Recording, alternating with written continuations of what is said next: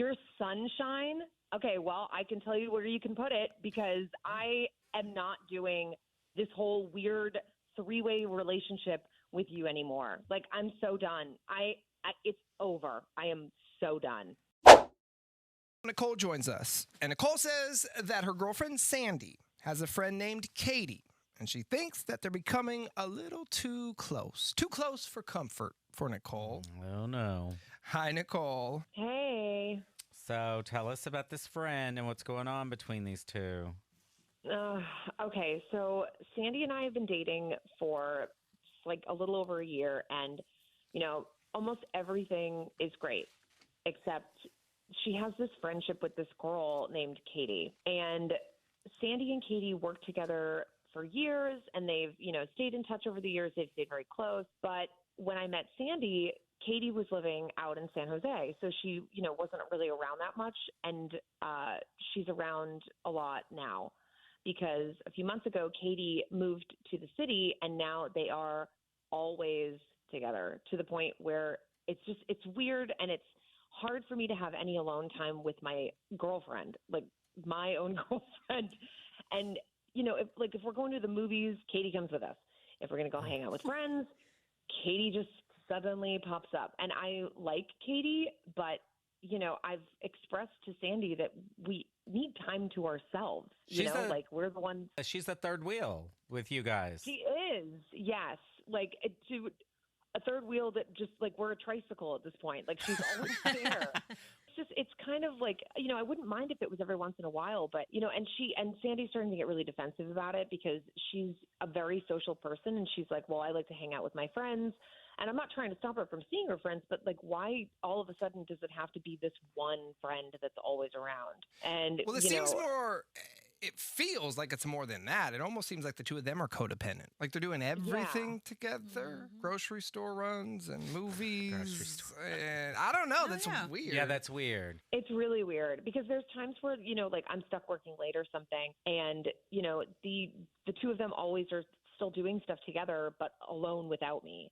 And so now, like, they've even spent, nights at each other's houses. Wait, what? I think, yeah, it's weird. Like, they're grown back adults. up. It's very weird. Let's unpack that a little bit. Yeah, let's back up and unpack. You just said they spend the night at each other's houses? Yeah. And it's not, to be fair too, it's not a situation where, like, somebody drank too much or, they fell asleep because it's late. Like, they genuinely just kind of have to be together all the time. Yeah, that I don't like that because it'd be one thing if she still lived in San Jose, like you mentioned earlier. But the fact that they both live in the city, it's just like, you don't have a long commute. What? So have you expressed this concern to Sandy? And what does she say about it? Yeah. Like, because I let it slide for a while because I knew that, obviously she was excited her friend was back and they were trying to spend time together. But it's been going on now for so long that I finally was just like, look, I'm really weirded out by this, like how much time you guys are spending together. And things really kind of just amped up a few weeks ago because I came over as Katie was leaving Sandy's house, and I was out with friends the night before, and I knew that Katie and Sandy were together. And so, I assumed that Katie stayed over. But when I got to Sandy's, it was obvious that they had slept in the same bed. And how? Like, how is it obvious? Because both sides of the bed were messy, and I looked on the couch and there wasn't like a blanket or a pillow or anything like that. And she lives in a 1-bedroom place, so like it's clear what was going on. It was so weird, like I saw her night guard on this thing, and I was like, this is so I waited, for Katie to leave. And then I kind of just lost it on Sandy. I was so upset. I told her that, I had it. I couldn't handle it anymore. Like, if there's something, physical and sexual going on with you guys, like, it was over. This isn't for me. And so she kept insisting that, everything was platonic and that they were just friends. And there's just something nagging at me. Like, I don't believe her, like something else has to be going on. And I mean, I understand exactly where you're coming from, Nicole, but also, like, I'm kind of seeing the other side of it. Like, do you really think that there is something romantic between them? Because, like, I know with my girlfriends, like, we do share beds sometimes. Like, we do spend a lot of time together. That is something that that I do. So, like, I mean, do you really believe that there is something romantic? Like, do you feel like you catch little moments between them when you guys hang out? Okay, well, Or is it just a friendship? Are you guys queer though? Well, one of us is. More like, Well, wait. Ellen and her friends are not. Okay. You guys are straight, so. But I think Okay, so it is different. Okay. whatever your sexual orientation is, minimally, Sandy is prioritizing her friendship with Katie over her relationship with you. And that's an issue. That's That a is. big You're right issue. about that, yeah. So no matter what. And I also, and I'd said too, like, because I even said to her when we were arguing, like, if the roles were reversed and she'd asked me, like, hey, I'm not comfortable with this, like you staying at so-and-so's house and sharing the same bed, I would respect that. Like, that's my partner asking me not to do that. And I don't think that that's out of line. It's not out so of the line. fact that, and she just got so defensive, and kept fighting and pushing back that that's why I think that there's something going on. Let's see if we can figure out what's really happening between the two of them. So here's what we'll do, Nicole. We'll play a song when it's over. We'll call Sandy. We'll set the love trap. We'll go from there. Okay? Okay. All right. Hang on. Hello. Hey, good morning. May I please speak with Sandy? This is Sandy. Who's calling? Hi, Sandy. My name is Chad, and I'm calling from Fern Me On, and we are a brand new flower and plant shop in San Francisco. How are you this morning? I'm fine.